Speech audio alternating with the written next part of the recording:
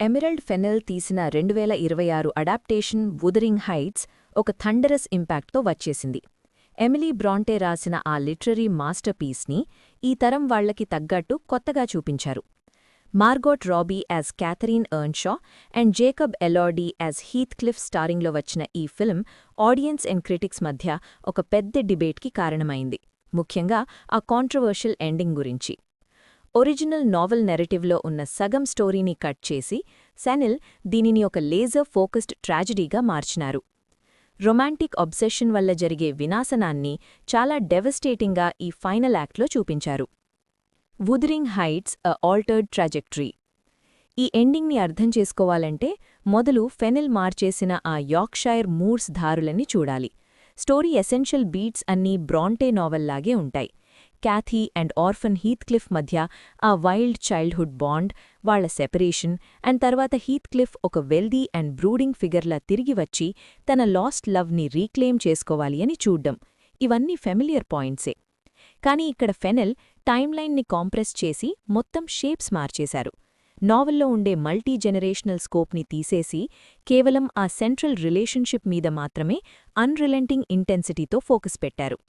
హీత్క్లిఫ్ తిరిగి వచ్చినప్పుడు క్యాథీ అప్పటికే ఆ gentle and conventional Edgar Linton, Shazad లతీఫ్ని పెళ్లి చేసుకుని ఉంటుంది. వీళ్ల రీయూనియన్ ఒక లాంగ్ డార్మెంట్ వాల్కెనోలాగా ఒక్కసారిగా పేల్తుంది. వీళ్ల ఎఫైర్ని చాలా ఆనెస్ట్గా, ప్యాషనేట్గా అండ్ డిస్ట్రక్టివ్గా ఈ ఫిల్మ్లో చూపించారు.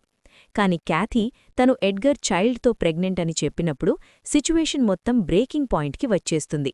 దానికి హీత్క్లిఫ్ రెస్పాన్స్ చాలా వాల్కానిక్గా ఉంటుంది.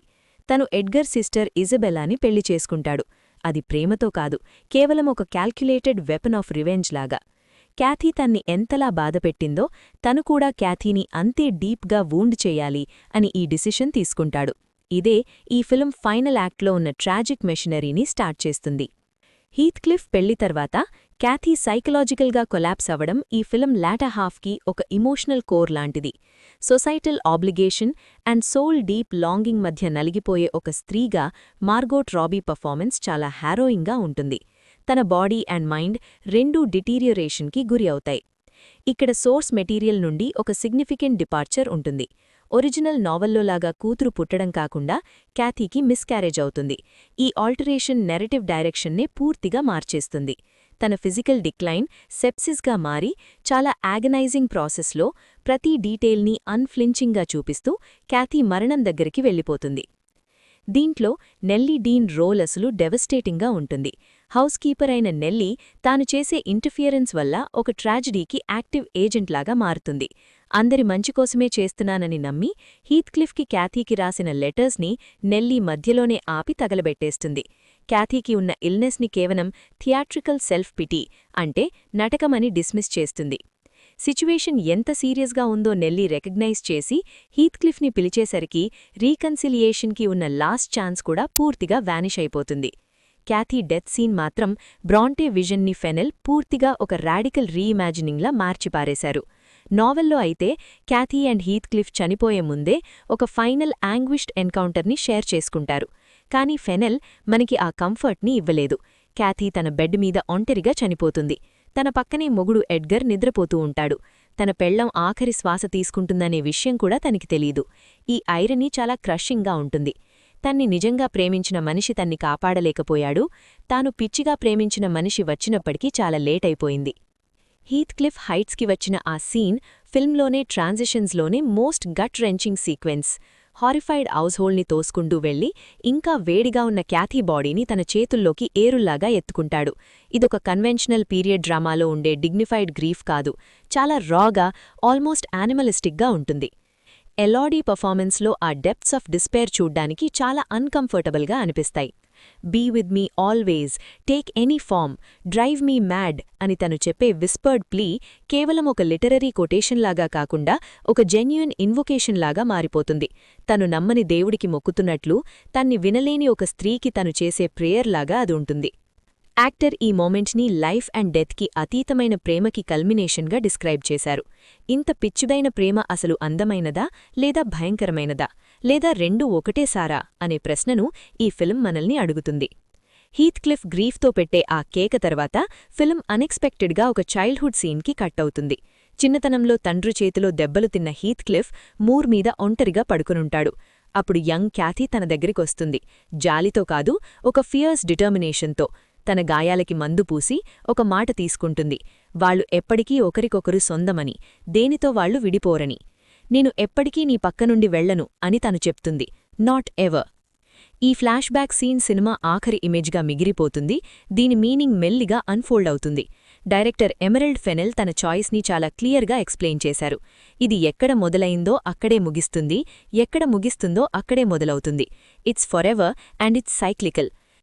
పెద్దవాళ్లయ్యాక జరిగిన ఆ ట్రాజడీ, బిట్రేయల్స్ అండ్ డెవస్టేషన్స్ అన్నీ చిన్నప్పుడు చేసుకున్న ఆ మాటకి ఒక inevitable fulfilment and ultimate failure లాగా మనకి అర్థమవుతుంది. వాళ్ల జీవితం మొత్తం ఆ ప్రామిస్ని నిలబెట్టుకోవడానికి చేసిన ప్రయత్నమే, అండ్ చివరికి మరణం కూడా దాన్ని బ్రేక్ చేయలేకపోయింది. ఈ ఎండింగ్ అప్పటివరకు మనం చూసిన దానిని మొత్తం రీఫ్రేమ్స్ చేస్తుంది. వాళ్ళ డిస్ట్రక్టివ్ చాయిసెస్, ఇతరుల మీద వాళ్ళు చూపించిన క్రూవాలిటీ, ఈ సివిలైజ్ సొసైటీలో వాళ్లు కలవలేకపోవడం, ఇవన్నీ ఆ మోర్ మీద జరిగిన ప్రైమల్ మూమెంట్ ఆఫ్ కనెక్షన్ నుండి వచ్చినవే. అప్పటినుండి ఆ ఇన్నోసెన్స్లోకి తిరిగి వెళ్లాలి అని వాళ్లు ట్రై చేస్తూనే ఉన్నారు. అండ్ మరణంలో బహుశా వాళ్లు చివరికి సక్సెస్ అయ్యారు. అల్టిమేట్గా ఈ 2026 అడాప్టేషన్ ఎండింగ్ మనల్ని ఒక విషయం ఆలోచించమంటుంది. అసలు మనం చూస్తున్నది ఎలాంటి లవ్ స్టోరీ? పాపులర్ కల్చర్ ఎప్పటినుండో నమ్ముతున్నట్టు వదరింగ్ హైట్స్ ఒక రొమాన్సా, లేదా దానికంటే డార్కర్గా ఆబ్సెషన్ మీద, ఎవర్ని పూర్తిగా సొంతం చేసుకోలేము అనే విషయం మీద, అండ్ చైల్డ్హుడ్ ట్రామా మన అడల్ట్ లైఫ్ని ఎలా లిమిట్ చేస్తుంది అనే దానిపై ఒక మెడిటేషనా? Fennell's ending suggest the later.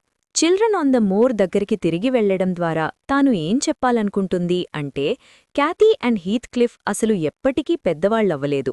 ఆ మొదటి క్షణపు కనెక్షన్ అండ్ వూండింగ్ నుండి ఎప్పటికీ తప్పించుకోలేదు. వాళ్ల అడల్ట్ లైఫ్స్ అన్నీ ఆ ప్రైమల్ సీన్ని తిరిగి క్రియేట్ చేయడానికే చేసిన ప్రయత్నమే. బయట ప్రపంచం నుండి వెళ్లివేసిన వాళ్లుగా ఉన్నప్పుడు వాళ్ల మధ్య ఉన్న ఆ కంప్లీట్నెస్ని మళ్లీ వెతుక్కోవడమే.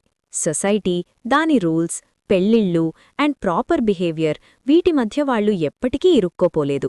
ఎందుకంటే వాళ్లు ఎప్పటికీ దీనికి దూరంగానే ఉన్నారు. Forever wild, forever children. ఎప్పటికీ నిలబెట్టుకోలేని ప్రామిస్లు చేసుకునే పిల్లలు వాళ్లు. ఆ ఫైనల్ ఇమేజ్ మనకి గట్టిగా గుర్తుండిపోతుంది. ఆ మోర్ మీద ఒంటరిగా ఉన్న ఇద్దరు పిల్లలు ఈ లోకం ఎదురైనా సరే ఒకరినొకరు హత్తుకుని ఉన్నారు. ఇది చాలా అందంగా ఉంది, అంతే ట్రాజిక్గా కూడా ఉంది. కొన్ని ప్రేమలు ఈ లోకం కోసం కాదు అనే ఒక అన్కంఫర్టబుల్ రెకగ్నిషన్ మనకి తీస్తుంది. వాళ్లు ఆ గాలికి, ఆ హెదర్ మొక్కలకి అండ్ ఆ కొండ పక్కన ఉన్న సమాధులకి మాత్రమే సొంతం. లైఫ్ అండ్ డెత్ మధ్యలో ఉన్న ఆ స్పేస్లో ప్రామిసెస్ ఎప్పటికీ అన్బ్రోకన్గా అండ్ అన్కీపబుల్గా మిగిలిపోతాయి. Thanks for watching. మీరు ఇప్పుడే మా ఛానల్కి వచ్చినట్లయితే స్టోరీ ఎంటెంటేకి సబ్స్క్రైబ్ చేసుకోండి అండ్ బెల్ ఐకాన్ క్లిక్ చేయండి. మా లేటెస్ట్ వీడియోస్ ఏమీ మిస్ అవ్వకుండా చూడొచ్చు. Wow.